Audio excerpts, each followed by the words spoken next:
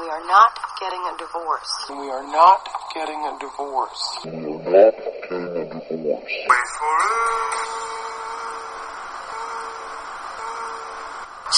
Superdivorce. Hey, welcome to the Superdivorce Supercast.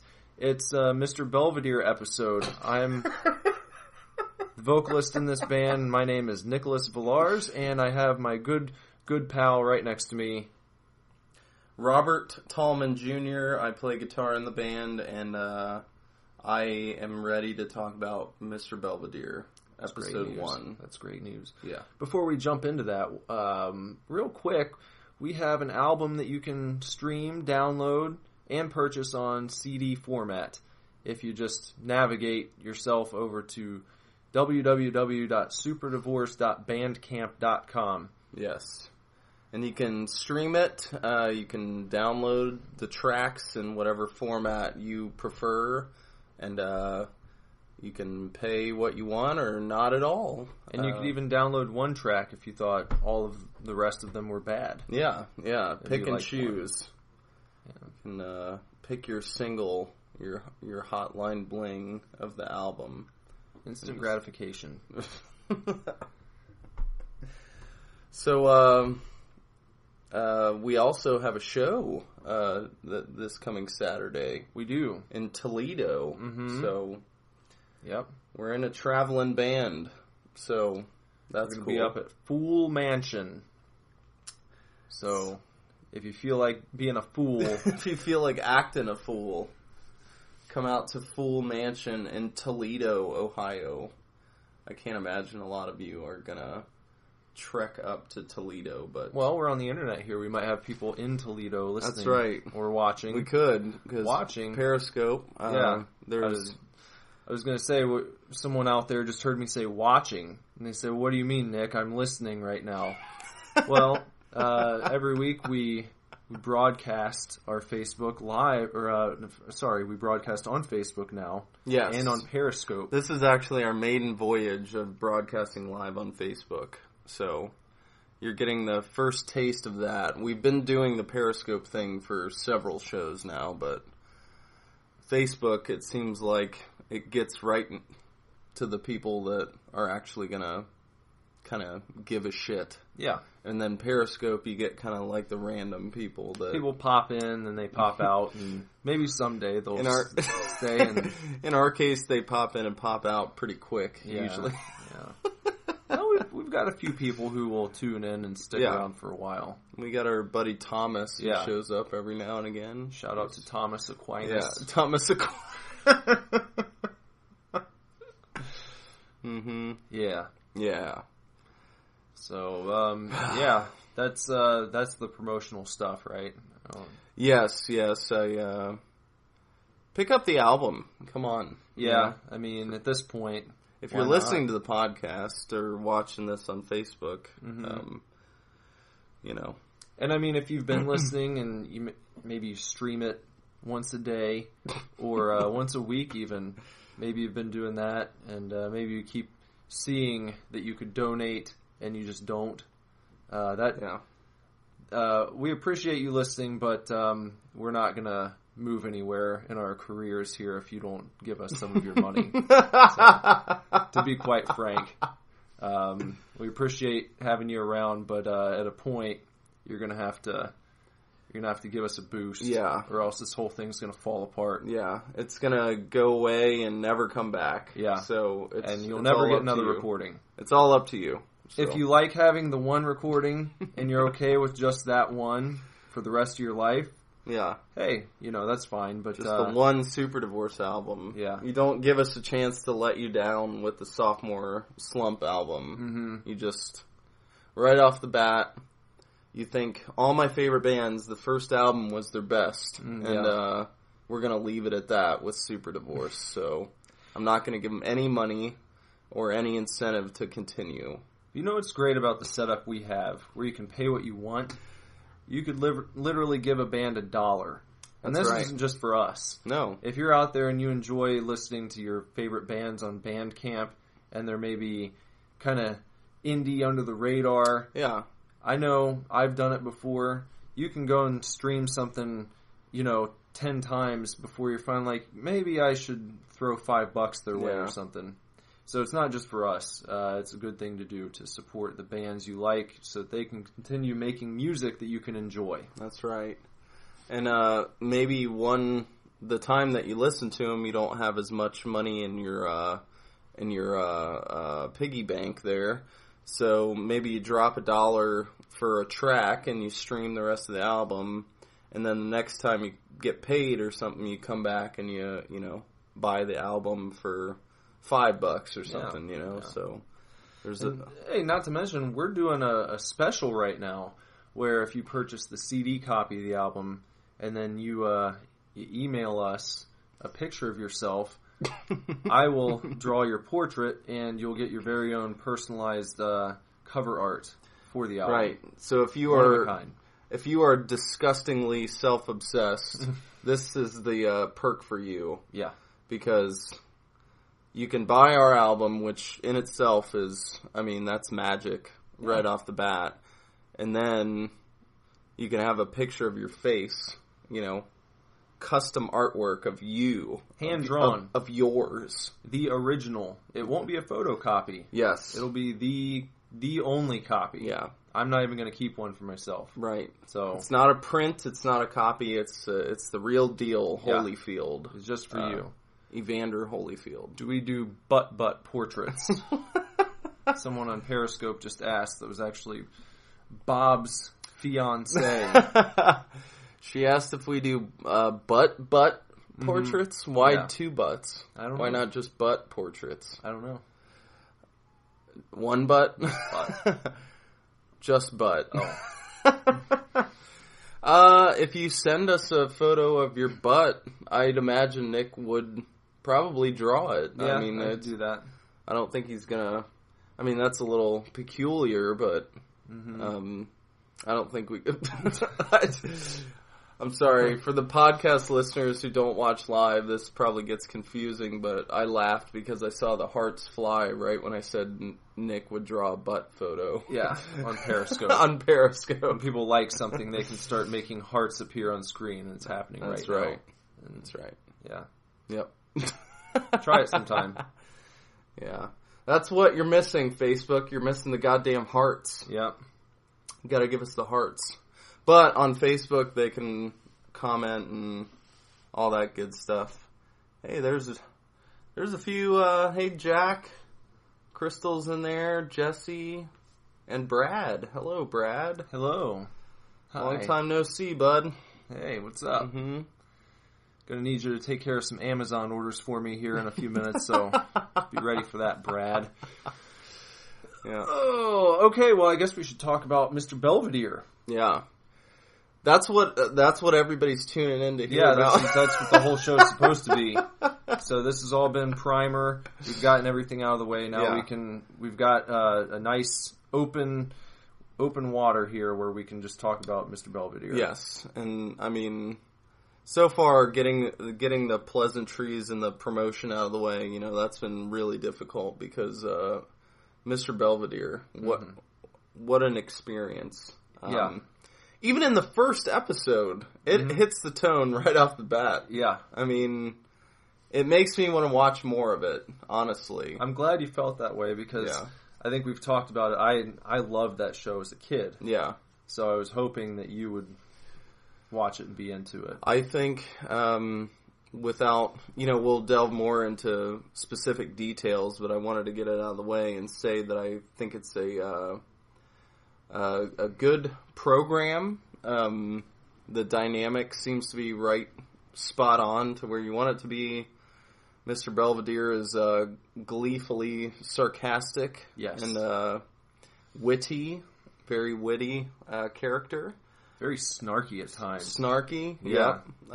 Which I'm sure, you'll see a lot more of going forward, but that's not what this show's about. This show's about Mr. Belvedere episode 1, and nothing else. So, I like to see Bob Uecker in there. That's what about him? Does a great job.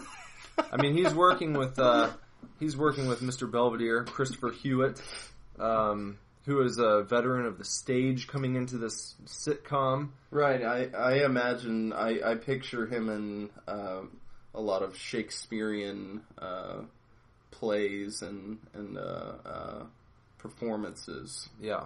So you've got a meeting of two worlds here. You've got former MLB star Bob Uecker, who will, he's made a living off poking fun at himself. That's right, yeah. Playing baseball, so nothing against Mr. Uecker. We love Bob Uecker here. Oh, yeah. We could do a whole show about his character in Major League. Yeah. 1 and 2. Because he's essentially the only reason to even watch the second movie. Mm-hmm. But, I mean, the second movie's okay. It's not rated R. That's my problem with it. The first one's rated R, and it's... So, check out Major League if you've never seen it. It stars Bob Uecker in the titular role as Harry Doyle. And of course, in Mr. Belvedere, he is George Owens. George Owens. Yeah. Okay. And I I haven't haven't quite memorized all the character names yet. The older son is named Kevin. Okay. Like Owens. Kevin Owens. Yeah. So that's that's for those of you who are wrestling fans, you'll understand that reference, but Kevin Owens is a prominent WWE superstar at the moment, so...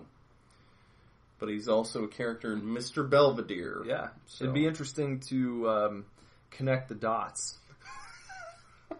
Like, George Owens' son grew up to be Kevin Owens of WWE fame. And bring out Bob Uecker and just have it kayfabe. Yeah. It doesn't get much more kayfabe than having your character be the grown-up version of a sitcom character. Yeah. Because, yeah. What is kayfabe? Oh, man. Kayfabe, some people might not know. Kayfabe is a wrestling term for, what would you define it as? It's keeping the... What's going on in the story, I would say, on screen, the narrative, if you will. Sticking true to, the narrative as their reality. Mm-hmm. So it's like what you do with your kids that still believe in Santa Claus. Yeah. That's kayfabe.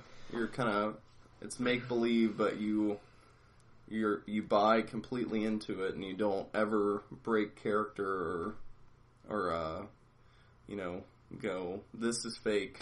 Mm-hmm. Because in the old days of wrestling, they used to hold fast to kayfabe. So even after shows, guys would go out and they'd still act like their characters when they were in public, so that people didn't get it yet. They were still trying to make it seem as though it were like an active sporting event, a competition that was happening. Yeah, the way boxing or MMA fighting is. Now, of course, they don't do that anymore. In the age of this stuff, this live streaming and whatnot, it would be very difficult to keep kayfabe alive unless you were 100% committed and you just became your character. I feel like Christopher Hewitt could have kept kayfabe alive if he wanted to be Mr. Belvedere all the time. Oh yeah, yes. Well, I know so little about the actor as a person. If you just told me his real name was Mr. Belvedere and I didn't have access to the Internet Movie Database, I would, I'd just take it on faith that that's who he was. And I'd imagine he probably brings a little bit of his own personality to the character. I'm sure. So, now how about the fact that we find out very early in the show when he walks through the door, right? Mrs. Owens asks for some credentials, and he hands her a few papers, and one of them is a letter of recommendation from the Winston Churchill. And I think one of the most interesting things about this show and the entire setup is assuming that's real, Yes. how he went from working for Winston Churchill to coming over to the U.S. and not even having a car. He takes public transportation from the local mall or to the mall, and then he walks 5 miles. Walks 5 miles from the mall to the family's house. Yeah. Because he doesn't have a car. Mm-hmm. But he used to work for Winston Churchill. Yeah. The family, that's a good point, because the family doesn't even question that. No. Why did you go from working for, this famous dignitary in the UK's history to applying for a Midwestern family, nanny job, basically, Because he seems like he really needs the job, too. Yes. Why else would you walk 5 miles Yeah. from the mall to this just house out in suburbia? He could be a dangerous alcoholic abuser that was fired from the Churchill job because he was, he became psychotic, or maybe because he killed someone. Yeah, it's possible. And maybe he had done such a good job for so many years, they were like, just get out. We're going to cover this up, but you've got to go. Mm-hmm. Mm-hmm. So, but the point is, the family doesn't contemplate that. No, the mom looks over it and she says, well, this is all well and good, and hands it back to him, but... Well, she says, her exact words are, is this the Winston Churchill? And he says, yes. And she says, well, I can't call him. Yeah. Because he was dead, even back then. But she seems very unimpressed by it. Yeah. Like, it doesn't faze her. She's just like, she treats it almost as an annoyance. Right. Like, she's only examining the fact that, well, he gave me a reference and I can't even call the guy anymore. So... Even though it's Winston Churchill. Yeah. It doesn't matter who it is. She can't talk to him. So... That's right. Yeah. I don't know what the family's reticence is, or specifically the parents, to hire Mr. Belvedere. I think it's because he's a man, and they want I think they want motherly who can, kind of connect touch with the children. And a large British man maybe is a little more imposing than they imagined. But as you see in the first episode of Mr. Belvedere. Yes, Jacob, we're spoiling the whole episode, so we can't much construct a podcast around episode 1 of Mr. Belvedere without going into a few details. Spoiler free. Spoiler free review. We're just going to talk about our emotions for an hour and a half. How did it make you feel? We will get into that, though, because the show did make me feel. Mm-hmm. Even though it's an 80s sitcom, or early 90s, late 80s. 80s. Mm-hmm. There's some heart in there already, even if it's the first episode. I'm sure it comes into its own as it goes on, but again, just talking about this one. Yeah. So. Yeah. What were we talking about? It was the mother nonchalantly brushes aside the fact that he's worked for Winston Churchill. Yeah. And that's unimpressive. Yeah. Well, it's not exactly what we were looking for. A little sexism there. Maybe. Because if he was a woman who'd worked for Churchill... Or it could have been ageism. It could, that too. But he's not elderly by any means. No, but if they were looking for like someone in their 20s or 30s, you might be like, oh, well, this person's not hip. They're not going to connect with the kids when we're not around. They just, I would hire Mr. Belvedere. Oh, I would too. You would? Yeah. Okay. Yeah.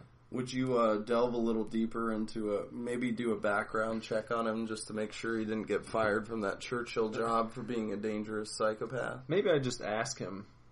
What happened with the Churchill gig? Yeah. Be like, this is very impressive. What why are you here? In so many words, you know, because I feel like at that point you could have gotten another very prestigious gig somewhere else overseas, unless he was just looking to leave that lifestyle and try going back to the roots of what being, you know, a housekeeper, a butler is all about. Yes. And that's what I think it really is. I don't think he left, you know, I guess the lap of luxury for a butler, you know, because he's still a servant. Mm-hmm. But if you're living in like a giant mansion serving, you know, what might as well be royalty, you're not really going to trade that for a house in Midwest, in the 80s Midwest, unless you're doing some soul searching of some kind. Yeah. Which I'd imagine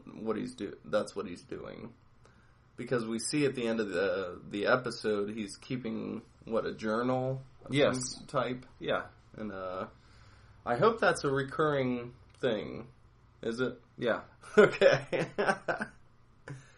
So he calls it the Odyssey. Yeah. The Odyssey continues. Mm-hmm. It's a good way to keep track of his new adventure. Mm-hmm. And probably his last.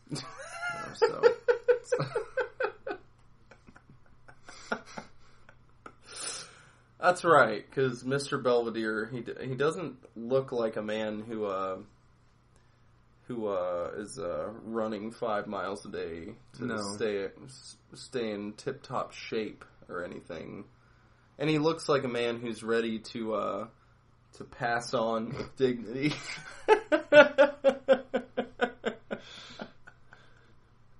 His last adventure. The last adventure. Yeah. Lynn Belvedere. Lynn Belvedere. On the Wikipedia page, it actually says his middle name as well. What is Mr. Belvedere's middle name? I believe it was Aloysius. Aloysius? Yeah. Lynn Aloysius Belvedere. Yeah. Okay. I like it. And what's the actor's real name again? Christopher Hewitt. Mm-hmm. Both pretty regal names. I don't know if there's any relation to Jennifer Love Hewitt. He's her great-grandfather. Mm-hmm. Actually, he could probably just be her grandfather. Yeah. I imagine he's probably, in his early 60s when the show started? Maybe late 50s? Well, I think he died in 2001 at the age of 80. Okay. So 20 years, yeah. Well, it wouldn't have been 20 years. It would have been more like. Well, I didn't do any research on when the first episode of Belvedere. I think happened. it was either 84 or 85. Okay, so mid 80s. We're talking, and it ran until I think maybe I don't know if it was 90 or 80. Something like that. It was very late 80s or very early 90s when it went off the air. I cannot recall. Well, he must be in his mid 50s then in the show. Yeah. So he's been through a lot in his life. He has. He looks a little older than that.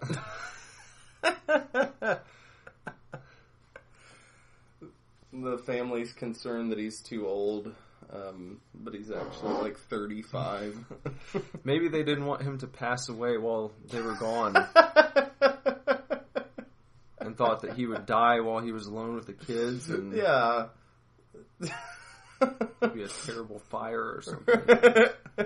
Yeah, because he doesn't look like he'd move all that fast. Yeah. In a fire type situation. So you said that there was some emotion involved for you. That's right. What were you thinking? What stands out as the most impactful takeaway from episode number 1? Well, there's some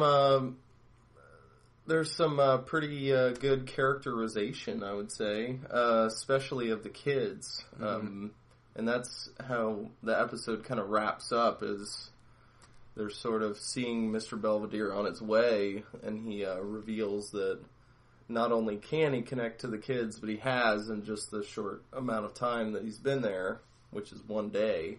So you have the oldest son, who I can relate to, is sorry. The oldest son has changed his report card from B's to D's. Yeah. Because he knows if he gets a good report card, he will be able to get his driver's license. He has a deal with his father. Yeah. And he deliberately tanks his report card because he doesn't want to grow up.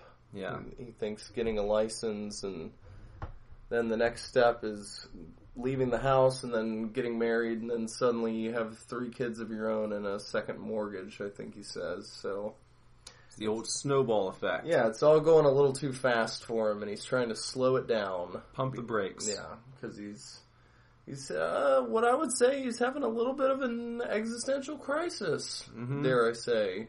Because you don't necessarily apply that nomenclature to those feelings when you get them when you're that age, but that's really what it is, because you perceive that you're not going to be able to go back once you get to a certain point.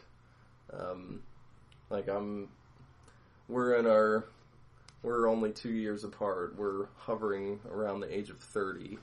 So I can't be 16 again. I can't experience that. You can't do that. And I relate to the son in that way. Because some days you'd like to travel back and just relive some of those days, Even if you're not Bruce Springsteen and that's all you think about and write songs about every day is your glory days. But then you're glad that you've gotten through a lot of the crap that comes along with being a 16-year-old. So yes. But anyway, Mr. Belvedere, I believe, helps him through that. That's right. Yeah. Mr. Belvedere lets what's the oldest son's name? Kevin. That's K.O. K.O. Oh, yeah. Man. I already forgot. He lets K.O. know that even in his advanced years, he allows himself 15 minutes a day where he gets to indulge in childish behavior with no restraint. Right. He watches Roadrunner cartoons for 15 minutes a day. Even if he doesn't want to. Even if he doesn't feel like it. He forces himself to watch Roadrunner cartoons. So, Mr. Belvedere holding it down for those of us who would like to hang on to a bit of that days gone by. Yes.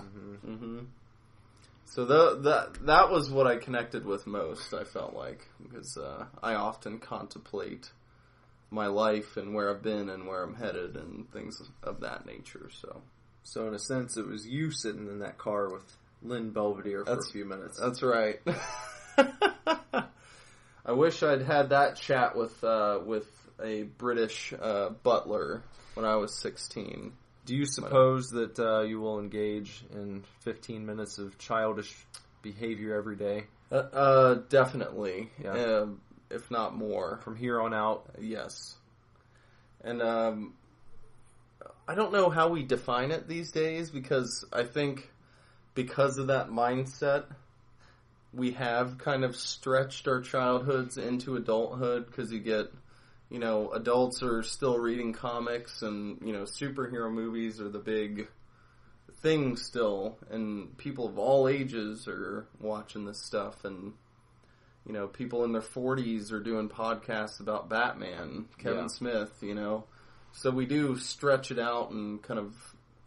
So I think that's something that society is getting right. You don't have to... I think the baby boomer generation specifically, you're forced out of the house and into the workforce, in your early 20s, and then suddenly, you have a house and all this stuff, relying on you to bust your ass all the time. And I think now we're a little bit more comfortable with ourselves and not having to live up to our parents, expectations of working your ass off until you die kind of deal. So whereas Mr. Belvedere suggested at least 15 minutes, we've kind of just decided to do that all the time. All the fucking time. In my life, it's basically everywhere outside of work. Is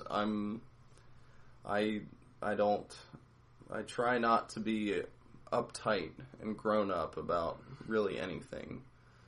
I try not to take myself too seriously either, because I just can't. I know what's going on in there, and it's in my brain, and I can't take it that seriously. When I start to, that's when I have to bring out the childhood joy again. I don't know if we have any viewers. We've lost them. Uh-oh. Maybe we should find maybe we can set up a sort of a holder, a stand. Yeah.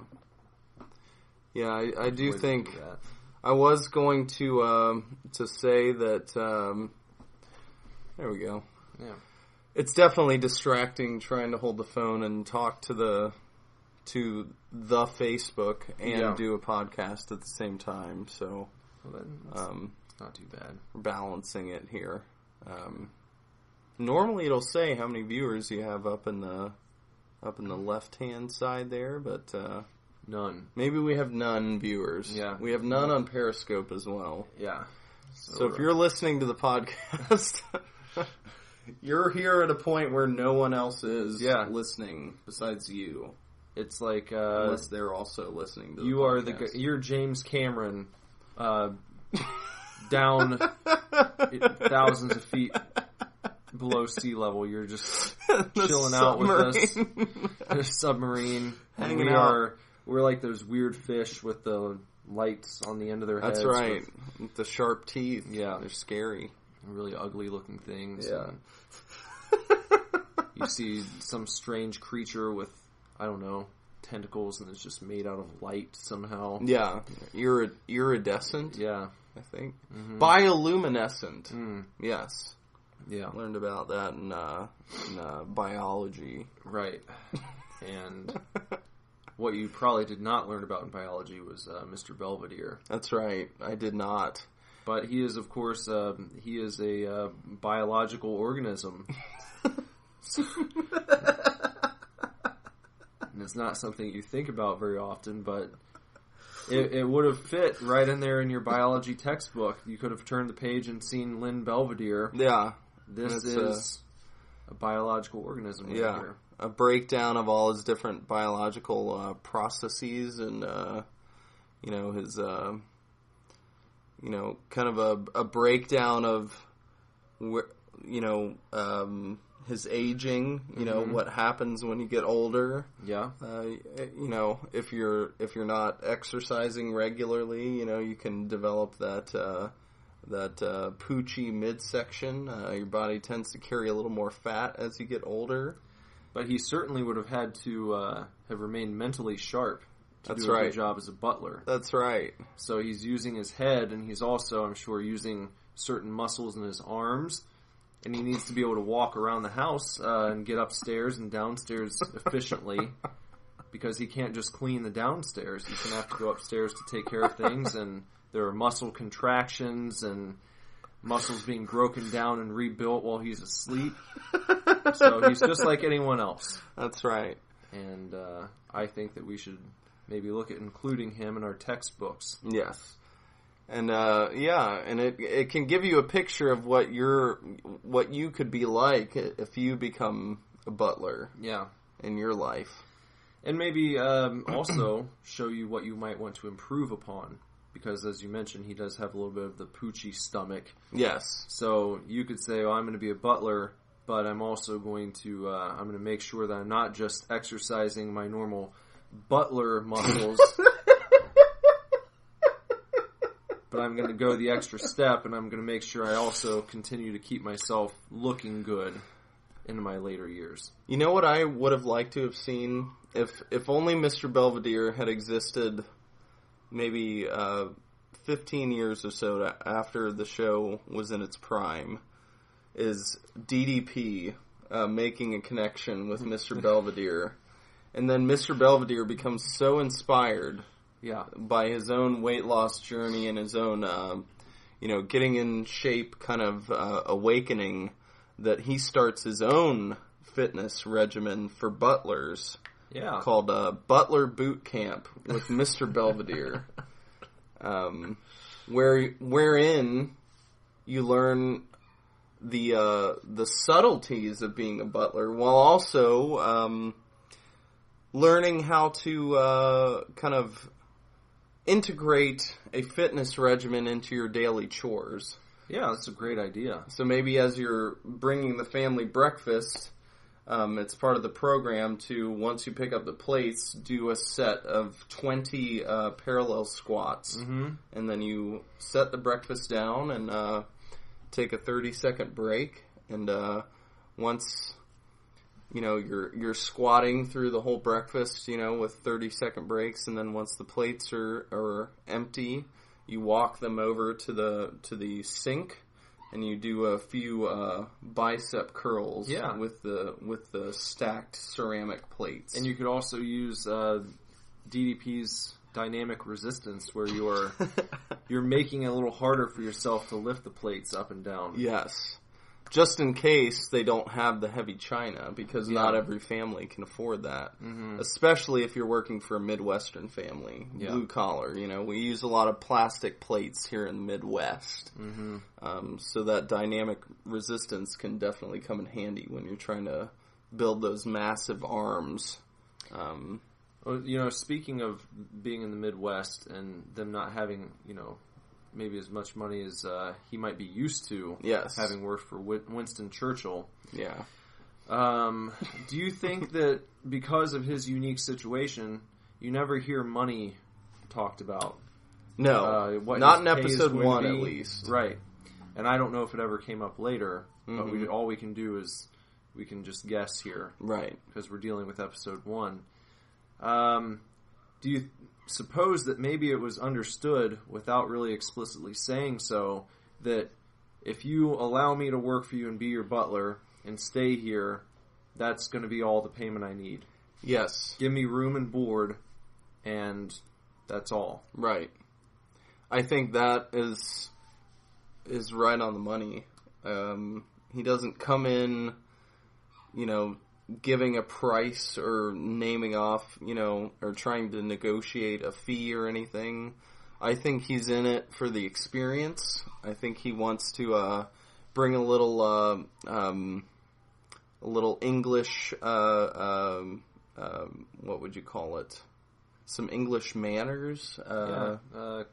Manners, class. Yeah. Let's class it up a little bit. Class up a nice Midwestern family that's... they're not completely off the rails. The kids aren't drug addicts or anything. They're not smoking cigarettes yet or anything, but they do have a slight disconnect because everybody's super busy and everything, and he wants to bridge that gap from one family member to the other, specifically from the parents to the children. Mm-hmm. He's going to become that bridge. So it's kind of like connecting the London Bridge to maybe the George Washington. Right, exactly. And through teaching them some English manners, I think Mr. Belvedere is going to give the kids some structure, which they seem to need in their daily lives. As a kid, I did not... I might have watched Mr. Belvedere a few times. The early to mid-'80s is a little before my time, so I would have only been catching it on the tail end or in reruns. But I don't remember being able to grasp the characterization or anything I probably heard the laugh tracks and just assumed that the show was supposed to be funny, because that's all I could perceive at the time.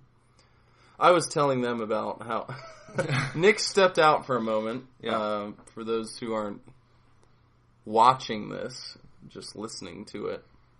Is anyone watching? I don't know. We see that people are joining, but I don't see... That's just flipping the camera. Yeah. Well... Whatever. Don't watch it. It's a show about Mr. Belvedere. I'm a little butthurt that Andrew is not watching right now, because this was all his idea. This is a big one for him. He better watch the replay.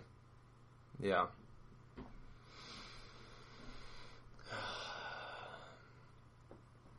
So, see if I ever clean his toilet.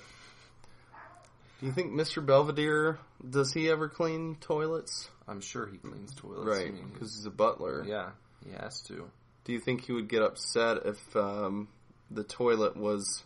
See, I think part of his shtick as Mr. Belvedere is that he's trying to make his job easier by teaching everybody to not throw their shit on the floor. He's not just going to, indulge them and pick up after them and wait on them hand and foot. He's going to teach them how to be a little bit self-reliant when it comes to those things. Yeah. I feel like in the coming episodes. Well, I think that's part of being a butler as well. Yeah. Is letting people know, hey, that's not cool. Yeah. It's not just you pick up everything all the time because you're the butler. Yeah, like the family just sits on the couch, and when they're done with their food, they just throw their plates against the wall. I think in having a butler, there's probably an unspoken agreement there. Yes. Where it's like, by bringing you into our house, we want to have a certain type of house. Yeah. And that there's a certain type of home where you would imagine a butler might be. And you can't imagine TV dinners stacked up from weeks prior, and or the old popcorn in the couch that he digs out. Yeah. Yeah. Shirts and things left strewn about the house. This is not going to happen when you have a butler working for you. Right. Especially a butler like Mr. Belvedere. Yeah. Who's high class, very mannered and kind of proper, Now, one thing that's interesting, you mentioned you didn't get a chance to notice all the differences between the pilot and actual episode 1. But I think I actually read on the Wikipedia page, the biggest difference is the fact that George mentions during the talk with Kevin about the car. Yeah. He mentions in the pilot that he works in construction. Oh, okay. And in episode 1, they took that detail out. Okay. So... Did they not want to commit to that career choice? Guess not. Or? Yeah. Okay. Yeah. That's interesting. Mm-hmm. So they might have not wanted him to... They might have wanted to delay, committing to a career choice for the father. Yeah. Because maybe they hadn't thought that through all the way. Mm-hmm. I just picture it's Harry Doyle coming home from a day of calling a Cleveland Indians game. Yeah. I just can't see Bob Uecker as anything else. Because this is, I think, the only other form of media that I've seen him in besides... I mean, he does, talk shows every now and then. Yeah. But I've never seen him, acting regularly in anything but Mr. Belvedere and Major League. Yeah. And he does a good job. It's a shame. Yeah. There's... Well, especially in the 80s sitcom, it's sort of it's a unique delivery because it's not really that natural of interaction. It's delivering the lines for the laugh track to hit, and then sitcoms today are similar to that, but I think this is more. It's more of a performance. Yeah. I like it. It's like watching a wrestling match. Mm-hmm. Everybody has to hit their spots. Yeah. And even though the laugh track is fake and everything, it's only effective if the joke is actually funny. Yeah. Psychologically. So, and I did chuckle several times. Maybe let's talk about that. What are the times that you maybe were watching the first episode and genuinely either smiled or laughed out loud? I think just anytime Belvedere is a dick. Because it just struck me as how hilarious this is that he walks into this house, he just kind of acts like he already has the job. Yeah, he bowls over everything. Yeah. And he is particularly unpleasant towards George, it seems like. And to me, it's like, well, no one's told you've gotten the job yet. That's right. So is he just so confident in his abilities that he's like, I'm going to come in here and right off the bat, I'm pulling no punches. I'm going to tell these people exactly how it is, and I'm going to do it with my trademark smartassery that I've kind of honed from years and years of being around Winston Churchill. Yeah.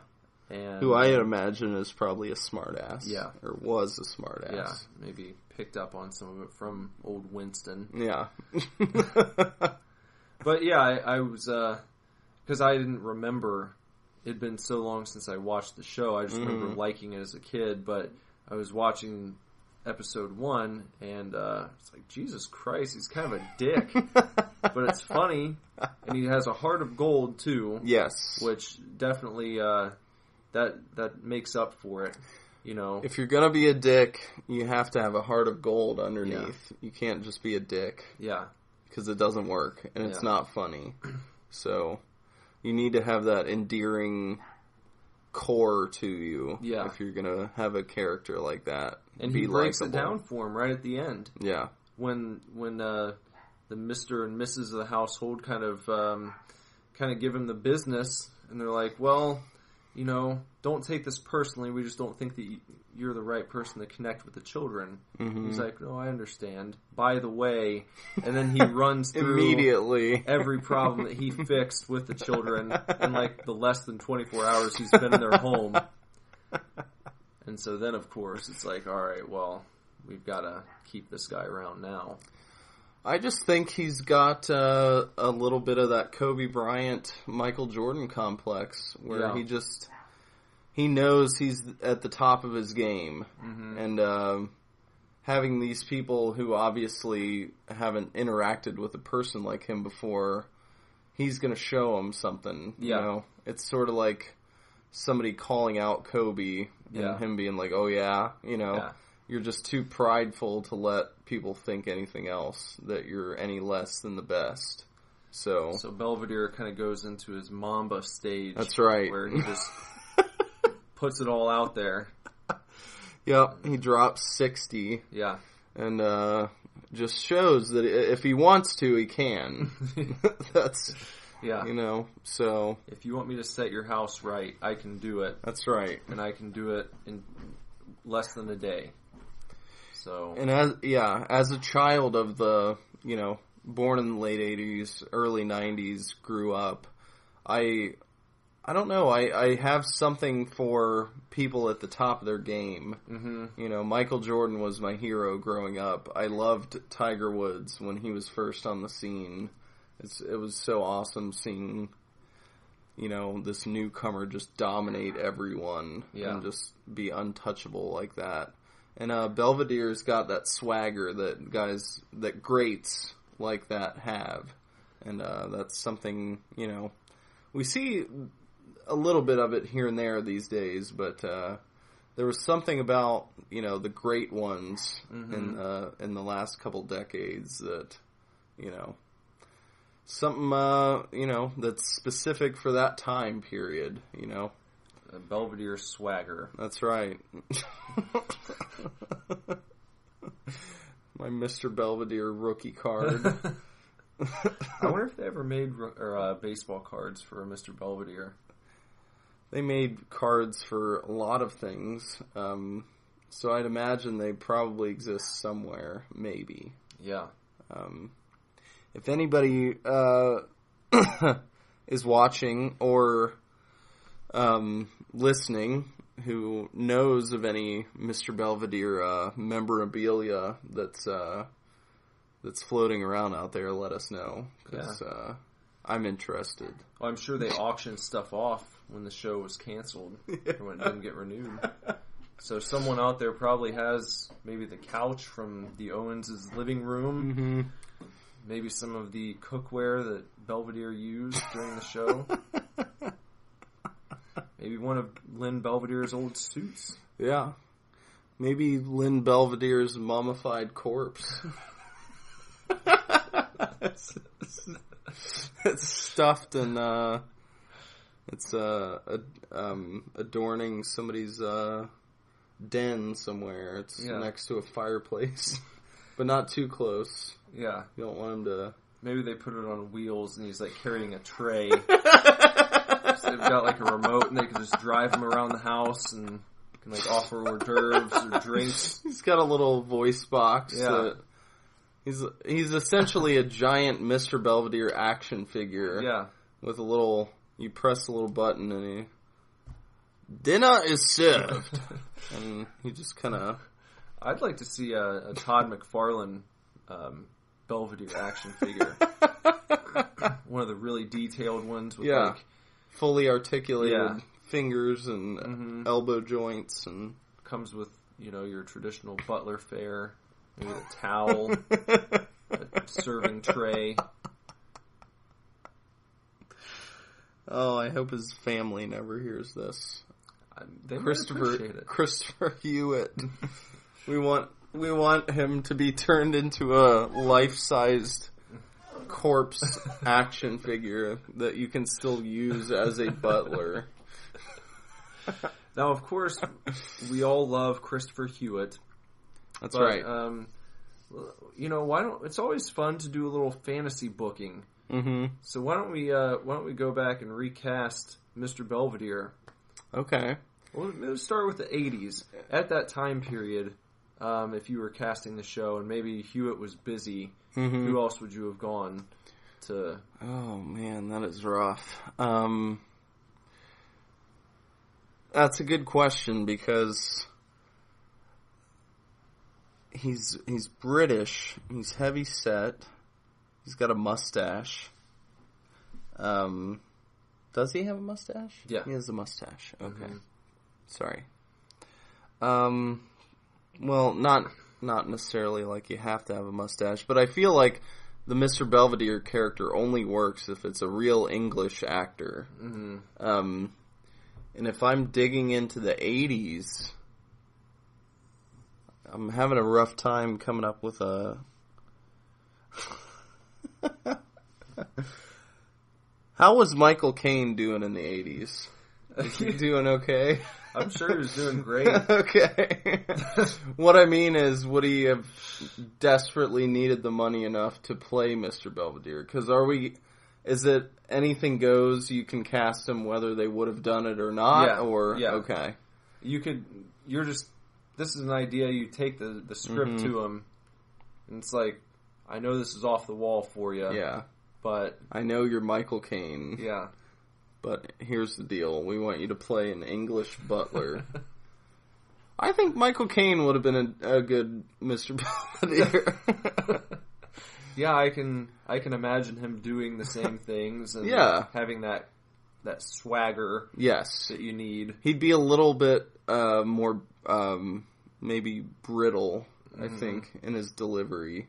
Yeah. Just because he has that strong kind of borderline Cockney British accent. Mm-hmm. The delivery would... just his... It could be because I've seen him play a butler now. Yeah.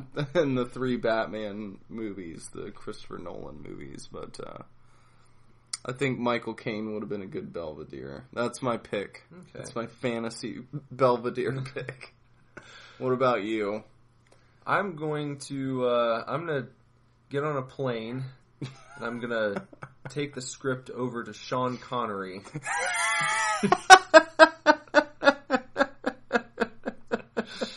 Just on the off chance that maybe he's feeling crazy and the money's good enough. Yeah. You have think about unlimited budget, so at that point that would have been really huge. I mean, because now you've got famous actors jumping into Netflix series. TV isn't like the lower tier anymore, in my opinion. Because you've got big name actors like Robin Williams was doing a network television show. Yes, when he passed away. Yes, and I know you got Kevin Spacey in House of Cards, a Netflix show. Mm-hmm. There's many more that I'm sure we're not. But just covering, but a couple quick examples, and just by watching that the quality has gone through the roof. Yeah, I think since the streaming services came along, people can just pick up and watch TV shows whenever they want. You've got the whole marathoning thing now that people like to do. Yeah, film. Yeah, definitely movies and TV are.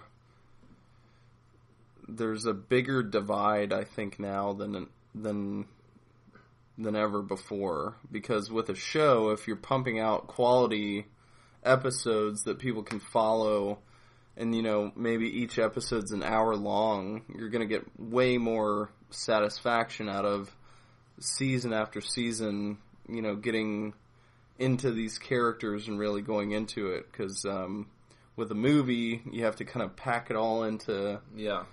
Although we are seeing a lot more like trilogies and things, but it seems like the age of the movie is kind of, I don't know. The quality in movies seems to be dipping, while the quality of television is through the roof at the moment. So that's now. Yes, but in the 80s, that was not the case. Right. It would have definitely been seen as slumming it if you went from being an actor of Sean Connery's stature in all these blockbuster movies to then going and doing Mr. Belvedere. So it could have been, he could have changed the game early if they did a great job with it. Yes. And it went on for 15 seasons. Yeah. And became like the world's most popular television show. Yeah. And, yeah, could have had a game changer back in the 80s. Yeah. It also could have tanked Connery's career completely. That's true. Just absolutely gutted his credibility. He would have never had any. He would have never done Indiana Jones and the Last Crusade. I feel like if he would have taken the Belvedere job. So, and that's one of my favorite movies ever made. So, if I can choose between having Last Crusade exist or 15 high quality seasons of Belvedere with Sean Connery as the lead, it is a tough choice, but I have to stick with Last Crusade. What if you also get the added bonus of Christopher Hewitt appearing in Indiana Jones and the Last Crusade for Sean Connery? So you just swap them. Yeah. You put them in. Oh man. See that? Oh, the father-son dynamic between Connery and Ford is what makes that movie so great. Yeah. But I think it could work with Christopher Hewitt. It might be blasphemy to say that, but I think I would have given him a shot if Connery, was in a plane crash like a week before shooting started, or wrapped up with Belvedere, or Sorry, I took a trip back into the real world for a second, but Connery's busy with Belvedere. He can't. He has no time to shoot a feature-length picture Yeah. Because the shooting schedule for Mr. Belvedere is just far too demanding. So, Christopher Hewitt is your next choice. Mm-hmm. But then again, you still have Michael Caine at your disposal too. Yeah. So it's going to be rough for Hewitt to get the part. Mm-hmm. He's going to have to nail the audition. Yeah. But I'd wish him luck, because I think he could have done it. Especially the umbrella scene when he's shooing away all the seabirds. Yeah. Mr. Belvedere running down a beach. Those people are trying to kill us. Yeah, I think it could work. Yeah.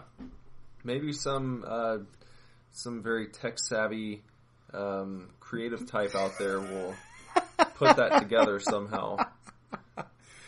Well, depending on how far technology advances, you could have virtual versions of actors who are deceased, mm-hmm. and then they could star in new films. Yeah. You could have your Humphrey Bogarts come back and stuff. So for a movie with Tom Cruise, yeah. Maybe. Jack Reacher 2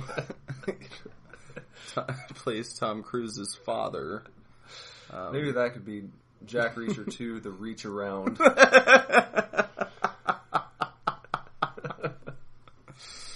Yeah, The Reach Around. Mm-hmm. Jack Reach Around.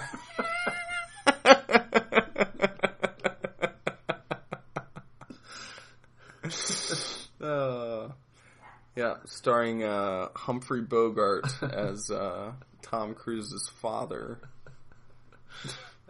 They try to just... They would have to somehow try to capture some of the magic from Last Crusade. Yeah. There'd have to be some kind of a father-son mm-hmm. dynamic between old Humphrey and Tom Cruise. Now, this is interesting here. What if you went a totally different route in the 80s and you got Tom Cruise to play Mr. Belvedere? Tom Cruise at his age in the 80s? Yeah. So he's like in his mid-20s or something? Or early 20s probably. Well, he's in his early 50s now. It's about 30 years ago. So yeah, early 20s. To play Mr. Belvedere. I'm gonna say no on that one. No? Because I don't know. I don't think Tom Cruise at that age is pulling off a convincing enough British accent. And I don't think, it may be ageist, but I think the age of the butler, the age of Mr. Belvedere has something to do with, it gives you an air, he gives off an air of experience, mm-hmm. An aura of experience. He has seen things, he's worked for Churchill and stuff, and you have little pissant Tom Cruise coming in there at age 22, and it's like, what? Who is this guy barging into our house? Let's call the police. I think George would have kicked his ass for... Yeah, probably. Yeah, acting the way that Lynn Belvedere did. Yes. Yeah. And something to be said for Christopher Hewitt is how he delivers those lines. Yeah. Is how he gets away with the snarky sarcasm. Because they can tell he's British. So there's some kind of a... It softens the blow a little bit. Mm-hmm. But if you're just a little shit and you're Tom Cruise, you're getting cold cocked probably. How about John Cleese? Oh, John Cleese, yeah. Man. I don't know if you've ever seen Fawlty Towers, which is a wonderful television I've seen show, clips from it. Yeah. And it looks wonderful. That was a much different character than Mr. Belvedere, but still, I think he could have come in and done a good job. Yeah. John Cleese would have probably elevated it even more than Christopher Hewitt did. It could have been, like you said, with Sean Connery coming in, it could have been a sensation. Yeah. Which, if Belvedere was around for a few seasons, you know, we're in an age, I think, where shows running a long time is a lot more common, but back then... Yeah, they got 6 seasons. Running for 6 seasons, that's a damn good run. Yeah. Because I remember Seinfeld being in its 9th season was, like, unheard of for a sitcom, especially to keep things fresh that whole time. Yeah. And all you have is a butler and a family, you know, to drive that show for that long. So it shows that people cared about those characters and wanted to tune in every week. So now, if we were doing a reboot today, maybe Netflix was going to bring it back, or Hulu. Yeah. Who do you think you'd go with for Belvedere now? That's a good question. Because Michael Caine is still... He could still do it. He still could, yeah. Yeah. He could have done it back then, and he can do it now. I think you'd have to put a mustache on him. I'm trying to think. Michael Caine. There's another British actor that I really like in comedic roles. But I can't ever remember his name. He's got blonde, curly hair. Sometimes it's a little longer. But, he's in the movie,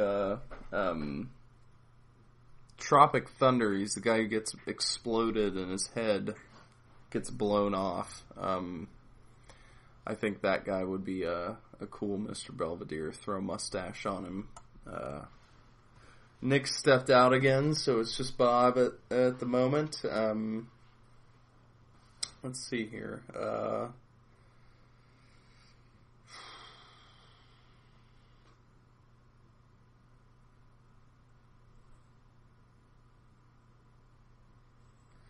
I was just trying to see how long I could be dead silent before people just left.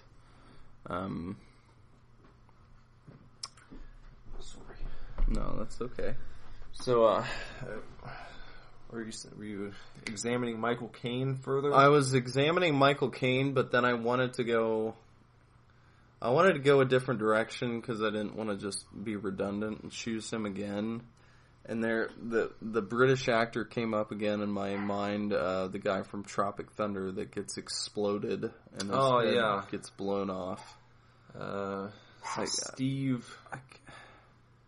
I can't ever remember his goddamn name.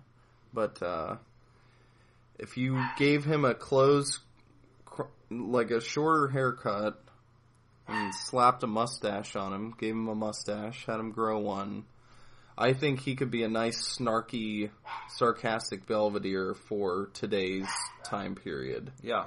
And he would be very funny in the role, so... Whatever that damn guy's name is. I'm thinking it's Steve Coogan, maybe? Does that sound right? I don't know. Well, he does a damn good Michael Caine impression. Yeah. I know that. So you could maybe have him do as Michael Caine as Mr. Belvedere. But I think he's a fine comedic actor. Yeah. And he's genuinely British. He is.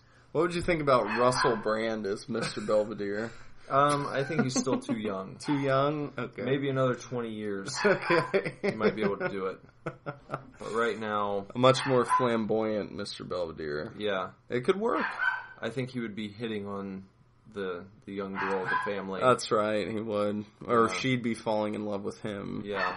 Even if he was trying to... Stop it. Mm-hmm.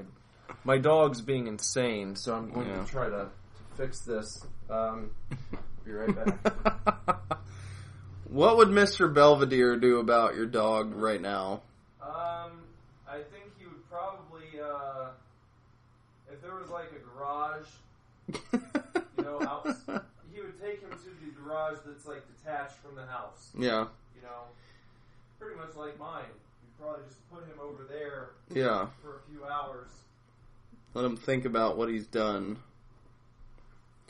If you couldn't hear Nick, he said that Mr. Belvedere would deal with his insane dog by maybe having him spend a time out in the garage for a minute and think about what he's done.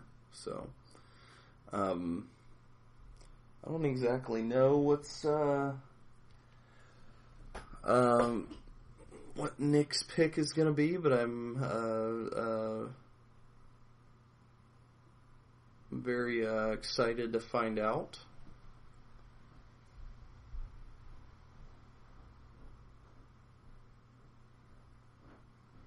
I was going to try to anticipate who he was going to pick, but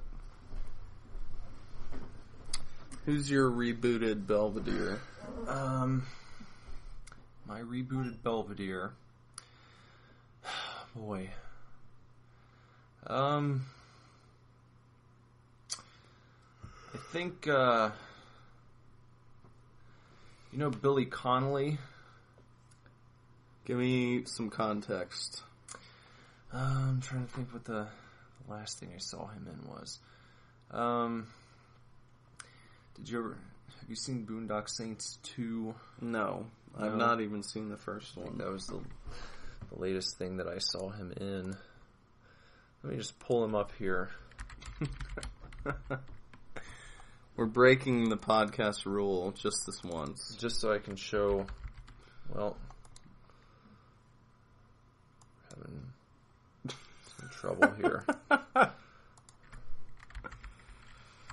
By the way, we should explain, Bender's not here because he was moving today, and, he had... This man. I don't recognize him. At all. Huh. Yeah, he's been in a lot of stuff. Interesting. I'm trying to think what you might know him from. He plays, looks like he plays, a dwarf in the Hobbit movies. Yeah. But, they're so heavily made up, I can't imagine which one he is. He's a good actor. Okay. I think he would do a good job. Okay. But then maybe, going back to my earlier pick, what if I chose a different Bond? Uh-huh. I think I know where you're going with this. Maybe Daniel Craig. I was certain you were going to pick Pierce Brosnan. No. He said he's done with Bond. Yeah, it's the perfect time to cast him as the rebooted Mr. Belvedere. Okay. And you might be able to work in. I was having a conversation with Andrew. Mm-hmm. And we brought up the idea of possibly having another aspect of the Belvedere show that they never did, where after he closes his journal, that's when he goes to work as a secret agent. Yeah, I had that in my head. And that's the real reason why he is over in the U.S. and not working for the royalty anymore. Yeah. Is because... undercover. Yeah. He's,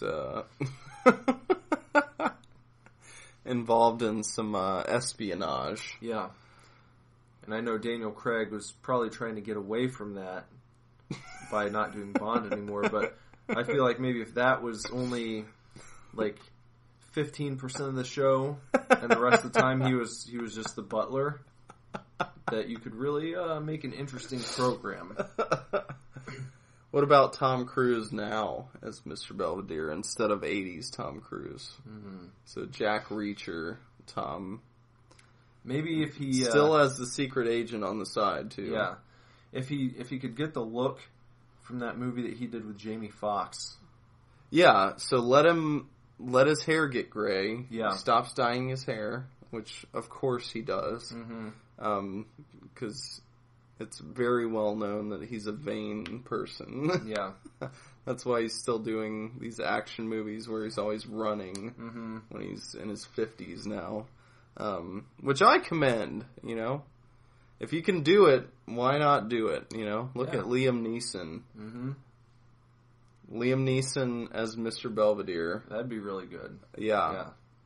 He would have, I feel like he'd be a little more stern.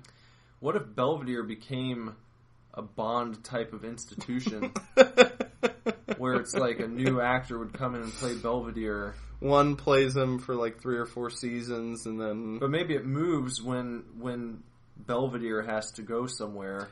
Yes. He goes to another family, but it's also a new actor assuming the role. And you're, as a viewer, you're expected to believe that it's the same person, but he's, it's sort of, kind of Mission Impossible style makeup that he's putting on. Or maybe even surgeries. Yes. To look like a different person altogether.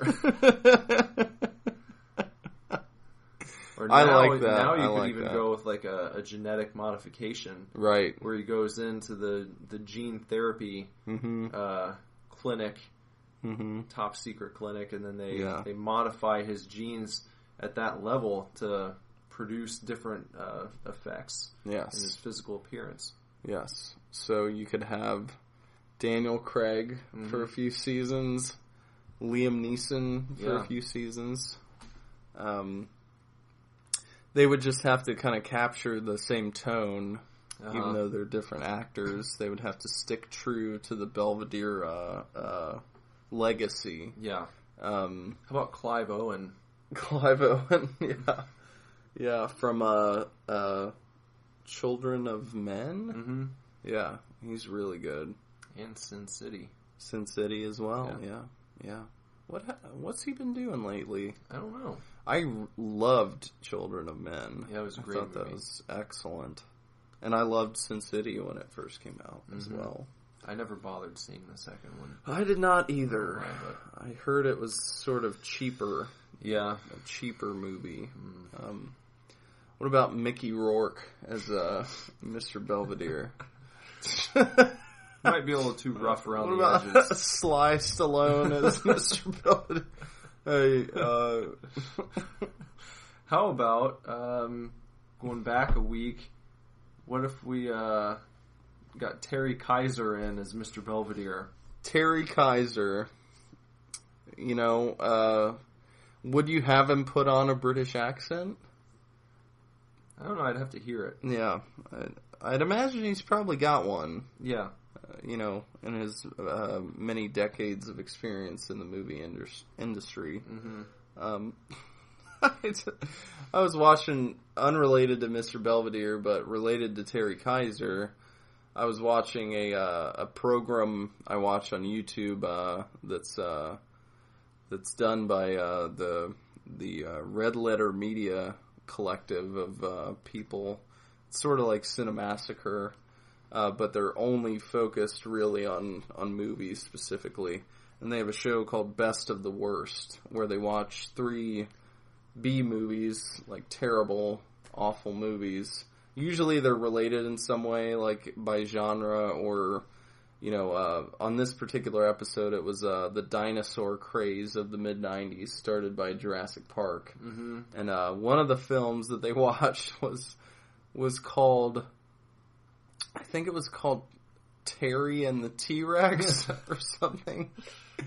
And something like that. And it starred Denise Richards and Paul Walker. A very young Denise Richards and Paul Walker. And Terry Kaiser is the villain. Oh. He's a mad scientist. And he creates a robotic T-Rex. And he wants to put a human brain inside of it. Paul Walker is in a terrible accident, and they kind of rob his body from the hospital, and they remove his brain and put him into a T-Rex. And Terry Kaiser's behind the whole thing, so not one of his best. Sounds fantastic. So, yeah. But Terry Kaiser, wide range there. He can go from dead guy to to evil genius. Yeah. On the drop of a hat. Very impressive. Yeah. Well, we've casted we've recasted Mr. Belvedere. Yeah. For a reboot and for an alternate 80s timeline. Yeah. I'm not really good with child actors today because I don't know. I just don't know many. What about recasting Bob Uecker as the dad? Oh, so far you don't see a lot of him yet. In the first episode, he comes in right towards the end. And Yeah. You get a little taste. So I'm not... He doesn't have that specific of a characterization yet. Yeah. I don't know what type of... He seems like a nice father, but... Nice but stern. Yeah. When he needs to be. Yes. So, but he has that kind of... There's only one Bob Uecker, that's the problem. He's so unique that any generic dad actor you could just throw in there and he could fill the spot, but you're trying to fill the shoes of Bob Uecker. Mm-hmm. You know, so is there another athlete turned actor or that you can think of? I don't know. What if What about this? What if it's Kobe Bryant? Because he said... I saw this big interview with him on HBO. Were we watching that together in Portland? Yeah. Where he wants to write books and do a whole different thing for this next act of his life. Yeah. And he gets approached with the script for the Mr. Belvedere reboot. You think he's going to do it? You think he would do it if the money was right? And do you think he would have the charm to fill the role? He has the dedication. We know that. As the father? I could see him being the father, but I could not see him being Mr. Belvedere. Not Mr. Belvedere, the father. I'm recasting Bob Uecker. Yeah. Kobe Bryant, Mr. Belvedere. You know, now that you say that, I wouldn't cast Kobe as Mr. Belvedere, but I think Shaquille O'Neal would do a good Mr. Belvedere. Maybe they could meet back up in that capacity. Not this son of a bitch again kind of deal. Yeah. It's not explicitly stated, but it's it's underlying in the storyline where, oh, that would be great. I think Shaq would be a good Mr. Belvedere. I'm standing by that, even if you come at me and say that you don't think that he could do it. I think in his advanced years, he's not that old, but I think he's wiser now. Yeah. What about Vince McMahon as George Owens? And Kevin Owens as Kevin Owens. Vince McMahon's a little old to play George, I think. You think? He could just be one of those guys who got started late. Yeah. You know? That could be. Vince McMahon, he's a great heel, so he'd have to be kind of a dick. Mm-hmm. I can't see him as being that kind of stern but fair father. He would have to be an asshole. He would have to fire Mr. Belvedere every episode. Yeah, that would be great.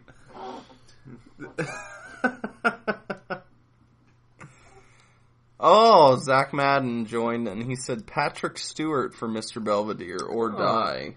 Yeah. I think Patrick Stewart would play... Oh, or Sir Ian McKellen. Yeah. Would be a wonderful Mr. Belvedere. Well, they could be a part of the, the cast of characters. Yes. The cast of actors who comes on and takes that role for a season and then...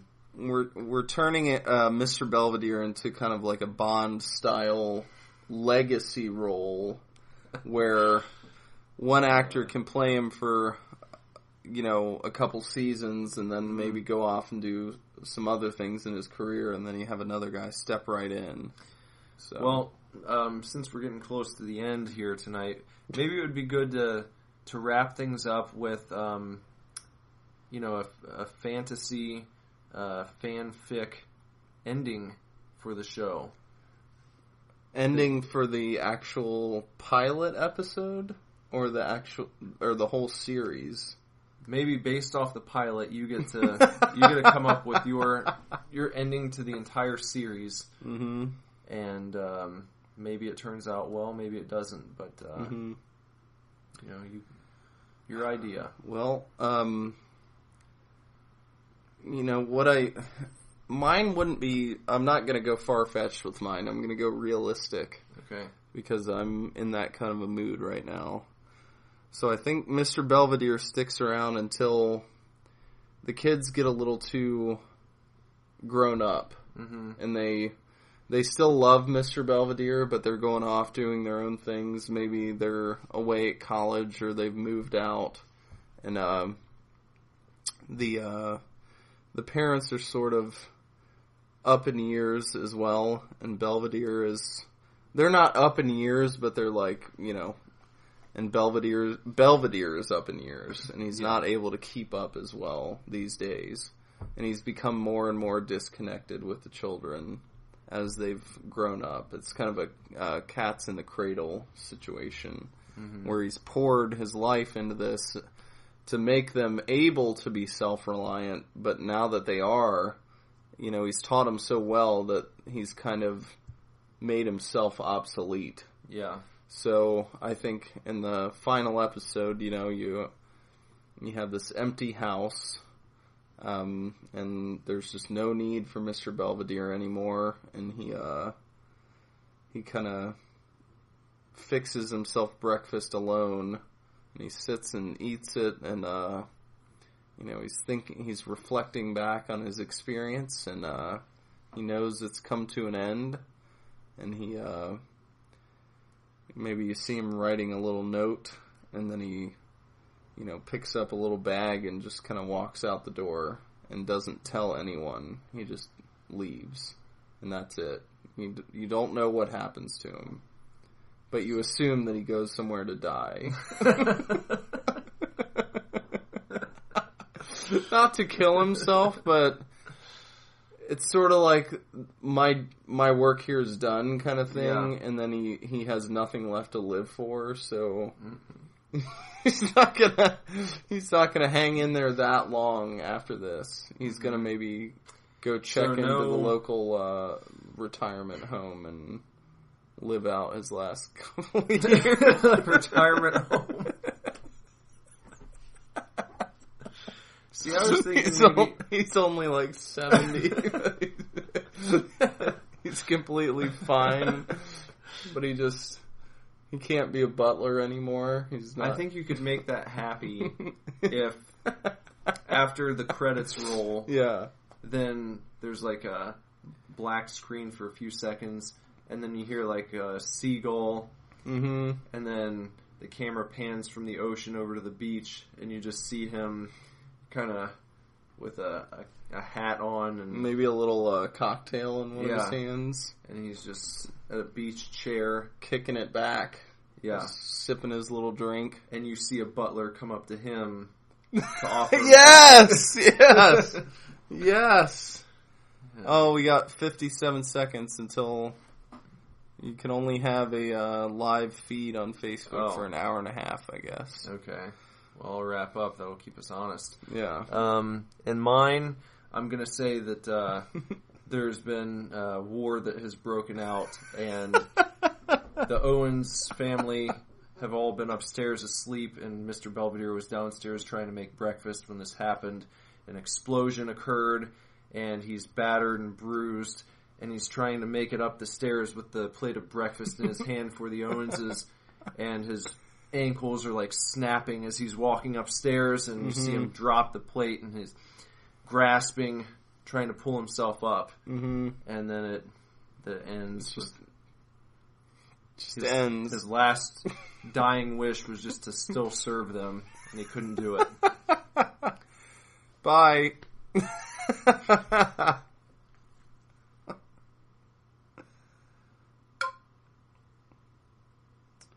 Alright, so our Facebook feed just ended, but we're still live on Periscope to no one. That's weird. Well, yeah, we started that before, didn't we? Yeah, because we did. We just now hit an hour and a half on the actual recording. So I guess we're going to need to come up with a topic for next week. That's right. That's a good, that's a conundrum, because we've been really delving into this Belvedere. We've been delvedering, if you will.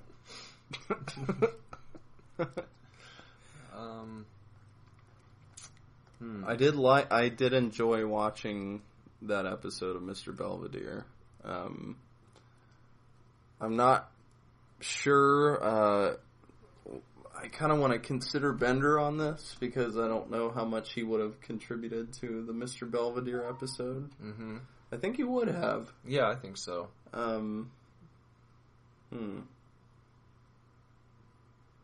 Is there something that you've seen recently or been watching or thinking about specifically? What was something that I was talking about where I could do a whole podcast about it? The career of Terry Kaiser. We just can't get away from the Weekend at Bernie's. Yeah. Was Weekend at Bernie's our last podcast before this one? Yes. Okay. So we may want to space that out a little more. What if we, what if over the course of the show we wrote our own pilot? I like that. For a sitcom. Yeah. We come up with our own sitcom. Okay. Should we have parameters that we come up with? I think we should say it'll be a 30-minute sitcom. 30-minute pilot. Yeah. What if it picks up from where the end of your Mr. Belvedere left off? Where he's dead, but the war has broken out. So what are the Owenses going to do now? Well, I feel like that... I would explore that, but then Bender wasn't here for it. Yeah. If we have no foundation going in, then I mean it's completely up in the air as to what it could be about. It could be very fun. I liked pitching the Weekend at Bernie's 3. Yeah. So I'm all for doing the TV pilot. Okay. So pilot week. We'll write a pilot. Mm-hmm. And then we'll pitch it to you. You listeners can be the executives. At the what do you call it? The network. Yeah. Network executives. And we'll make it interactive. If you watch it live on Facebook or Periscope, you can drop in with your comments and kind of give suggestions and things. Steer us in the direction you want it to go. Yeah. Maybe. So, tune in next week for the pilot episode. Superdivorce Supercast. All right. We'll see you guys then. Take her easy. Bye-bye. She's my lady. Superdivorce.